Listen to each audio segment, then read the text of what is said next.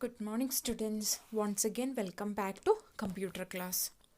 So we have come to the end of our first chapter, and today we will be moving on to the next chapter, that is chapter number 2, managing data and files. Chapter number 2 is managing data and files. See, we work with data in a computer, and this data can be stored inside the computer in the form of files or folders.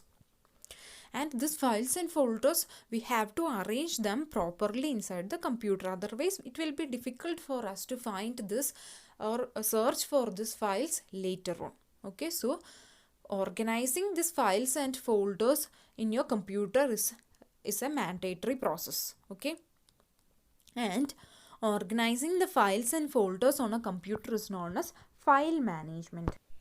Organizing the files and folders in our computer is known as file management. Okay, and file management, they include viewing, copying, moving, deleting a file or a folder. Also, it also includes sorting of files, folders by their name, type, size, and so on. So file management means organizing the files and folders in our computer, so that later on, if you are searching for that particular file, we'll be able to find it easily. Okay, otherwise it will be a difficult task and also a time consuming task. And file management, they includes viewing, copying, moving, and deleting a file or a format, a file or a folder. And it also includes sorting of files and folders. Okay, so we'll be studying in this chapter about this file management. First, let us study how to copy data from one drive to another.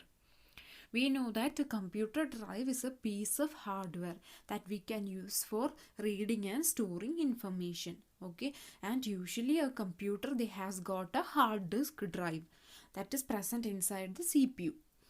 Okay, and these drives, they are represented by letters. All of you have seen this drives inside our computer. Okay, that is local disk C, then local disk D, local disk E. Okay, so the hard disk drive, for example, they are represented by the letters C, D, E. Okay, and we can copy a file or folder from one drive to another. Okay, for that you have to follow some steps, and the steps are: step number 1, locate the file or folder that you want to copy from the drive. See in this picture 2.1a, I am locating the file or folder that is present inside the local disk E. Okay, so first step is you have to locate the file or folder that you want to copy from the drive. Once you have opened that particular file or folder, you have to right click on it and you have to select the copy option. See in the figure 2.1b, I have right clicked on the file or folder that is to be moved, and once you right click on that particular file or folder, there is an option given for copy. You have to click on that, and once you click on the copy option, then you have to use a Windows Explorer for opening the drive to where you want to copy this file or folder. And then you have to right click on that blank space in the drive and then select the paste option. Okay, finally the copied file will be pasted in the drive. So this is how you have to copy a file or folder from one drive to another. Next topic is about moving data between storage devices. The storage devices, we have studied that they are used for storing data. Okay, example of storage devices are pen drive, CD, DVD. They are most commonly used storage devices. Okay, so you can transfer a data that is stored inside the computer into a storage device. That is, we have copied the data that is present inside the computer into a pen drive. Okay, and the process of transferring the data from the memory of a computer to our storage device is known as writing. The process of transferring the data from the memory of a computer to our storage device is known as writing. So let us study how to write a data into a CD or DVD, and the process of writing the data into CD or DVD is known as burning a CD or DVD. For burning a CD, you have to follow some steps. First step is you have to insert a CD, a blank CD into the CD or DVD drive, okay? And second step is you have to double click on the My Computer. Third step is you have to double click on the CD or DVD drive, and option comes for burn to disk. You have to click on that option, burn to disk. Once you click on the burn to disk option, the burn to disk dialog box appears, and what you see in the screen is the burn to disk dialog box, and there is an option given for disk title. You can enter a name for the disk title field, okay?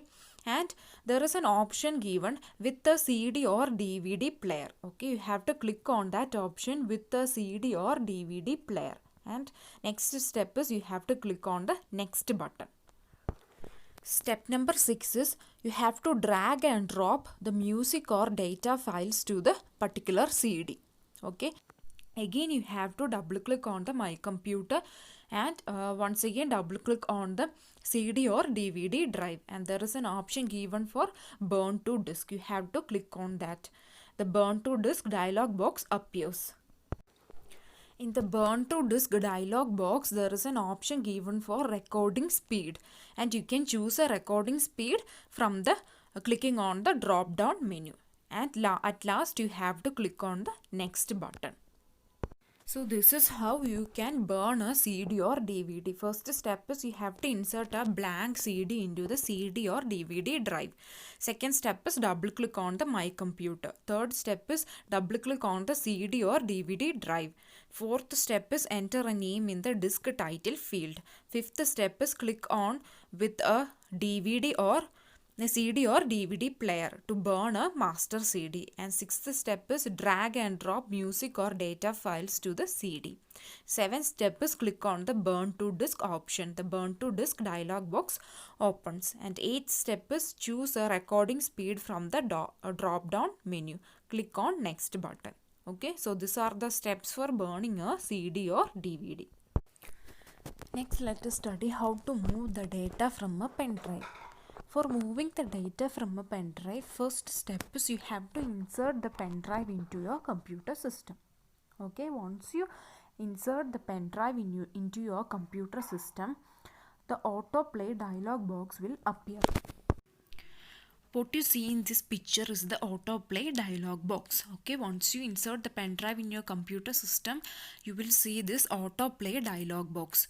You have to click on the open folders to view files option. Once you click on the open folder to view files option in the autoplay dialog box, the pen drive data will open in the computer folder. See, what you see in this picture is that the data which is present inside the pen drive is being opened in the computer folder. Okay.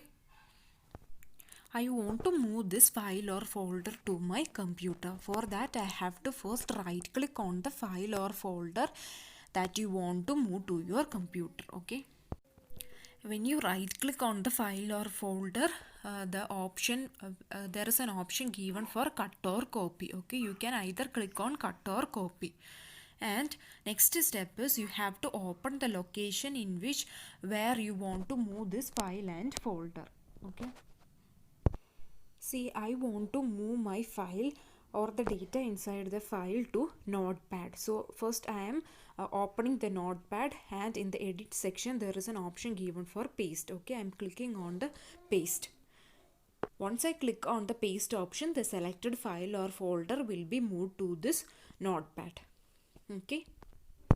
So now my data from the pen drive is been copied into my computer system. Okay, so my task is completed and I have to remove the pen drive from my computer system. So for that, I have to click on the arrow which is being shown in this picture. Okay, I have to click on that arrow which is present on the notification area of our taskbar.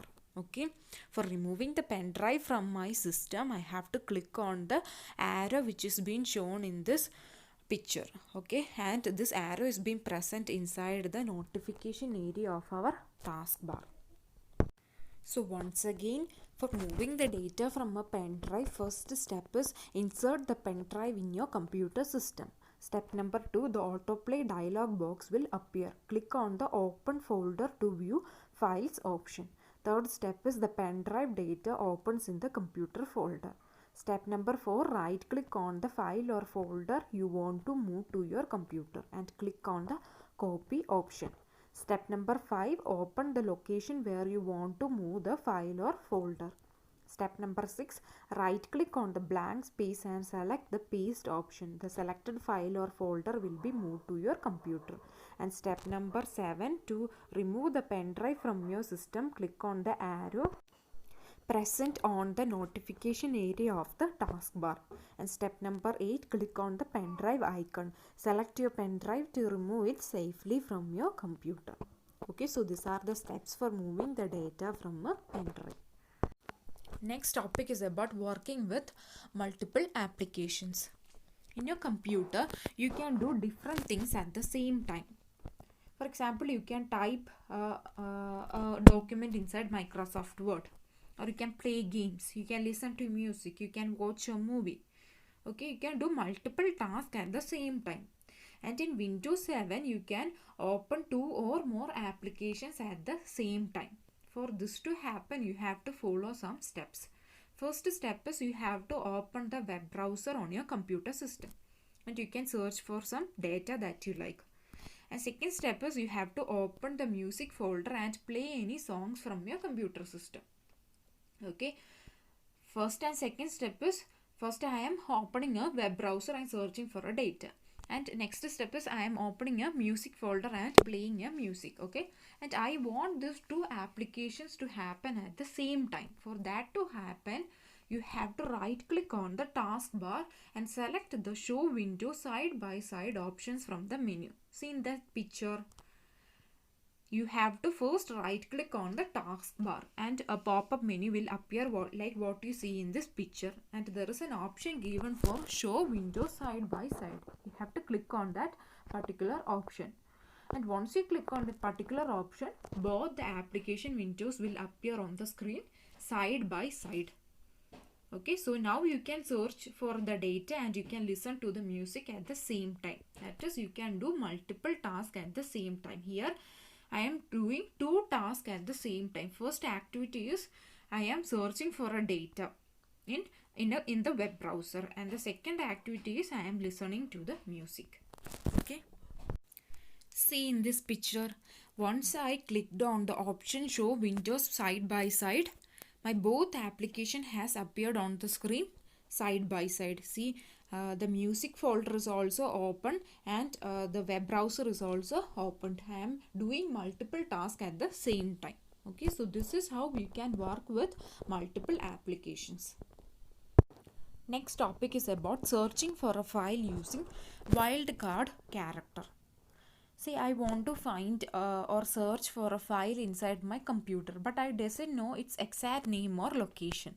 Will I be able to search that for that particular file? Yes, I'll be able to do it. For that, we use a wildcard character. See, for the definition of a wildcard character, it is a special character that represents one or more characters. It is used to find a file on a computer when you do not know its exact name or location. Two commonly used wildcard characters are an asterisk and a question mark. Okay, a wildcard character, it is being used for finding a file inside the computer when you do not know the exact name or location of that particular file. And two commonly used wildcard characters are asterisk and a question mark. Okay, so the two commonly used wildcard characters are asterisk and question mark. See, an asterisk is a wildcard character. It can represent one or more characters. For example, you are looking for a file that is starting with the name class, but you doesn't know the rest of the file name. What you know is only the starting of that file name, that is class. So what you have to do is you have to click on the start button in our desktop, and there is a search bar given over there. You have to type class asterisk over that search bar and you have to press the enter key. Then a window will appear that displays all files of any file type that will begin with the word class, including class.txt, classification.doc, class.jpg. So once you press the enter key, a window will appear, and inside that window you can see different types of files that are of different file formats, but their name will be starting with class. Okay, for example, class.text, class.doc, class.jpg. Okay, files will be of different file formats, but the file name will be starting with class. Okay, and second type of wildcard character is question mark. For searching a file with a question mark, it follows the same procedure like that of asterisk.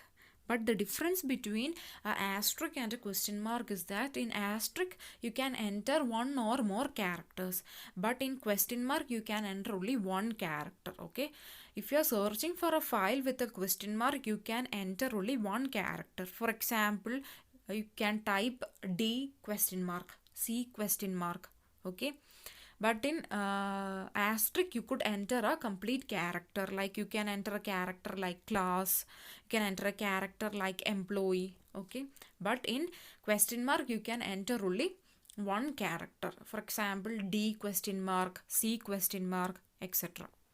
If you're typing D question mark doc, it will in the search bar, then you will be able to see some files like dull.doc, doll.doc, dollar.doc. Okay, so it will display files or file formats which are starting with the character D. So this is about the wildcard characters. Wildcard characters, they are being used for searching for a file of which you doesn't know the name or the location in which that particular file is present. And for two commonly used wildcard characters are asterisk and question mark. Difference between asterisk and question mark is that in asterisk you can enter one or more characters, but in question mark you can enter only one character. Okay, so this is about wildcard characters.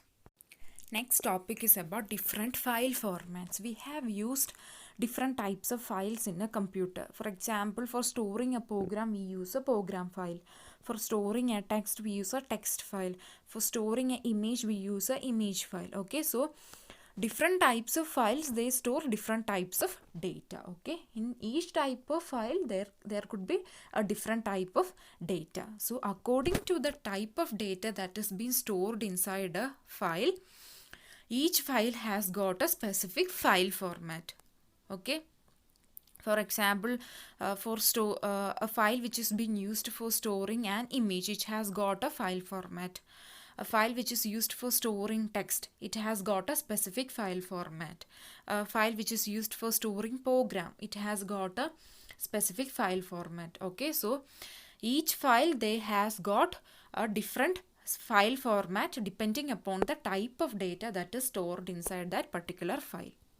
And the format of a file can be known from its file extension.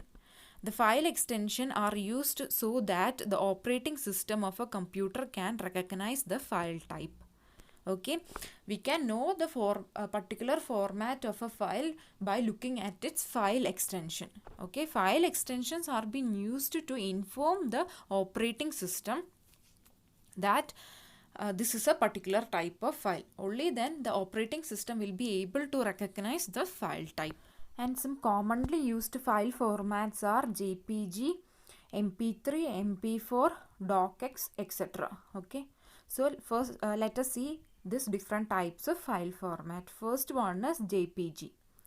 JPG stands for Joint Photographic Experts Group. Okay, full form for JPEG is Joint Photographic Experts Group, and it is a file format which is used for storing pictures. All of you are familiar with this file format. Okay, all of you have stored a picture inside a computer. And for storing that picture inside the computer while saving, we used to save that particular file with the .jpg file format. Okay, the file extension of a jpg file can be .jpg, .jpeg or .jpe. Okay, so jpeg is being used for it is a file format which is used for storing pictures. Okay, and second type of file format is mp3. mp3, from the name itself we can understand it is a audio file format. Okay, it was developed by the moving pictures experts group. mp3, it is an audio file format that is developed by the moving pictures expert group. It is generally used for storing music files. The file extension of an mp3 file is .mp3. Okay, all file extensions, they always start with a dot symbol. Okay, all file extensions, they always start with a dot symbol. So once again, mp3 means it is an audio file format and its file extension is .mp3. It is mainly used for storing music files. And next one is mp4. mp4, it is a file format which is used for storing videos and audios. It can also store subtitles for a movie and still images. And the file extension is .mp4. Okay, the file extension for mp4 file format is .mp4. Once again, mp4 means it is a multimedia file format which is used for storing videos and audios. They can also be used for storing the subtitles in a movie and still images. And the file extension is .mp4. And last one is docx. Docx is the default file format that is being used inside the Microsoft Word. Okay, the files which we store inside Microsoft Word, it comes under the file format docx. And this type of file format is being used for storing images, text, tables, charts, etc. And the file extension for this file is .docx. Okay, once again, docx, it is a default file format that has been used inside Microsoft Word, and they can be used for storing images, formatted text, tables, charts, etc. And the file extension is .docx. So this is about different types of file format. That is, the format of a file, they can be known from its file extension. And file extensions are being used so that the operating system can recognize the particular type of file. And some commonly used file formats are JPEG, MP3, MP4 and docx. Okay.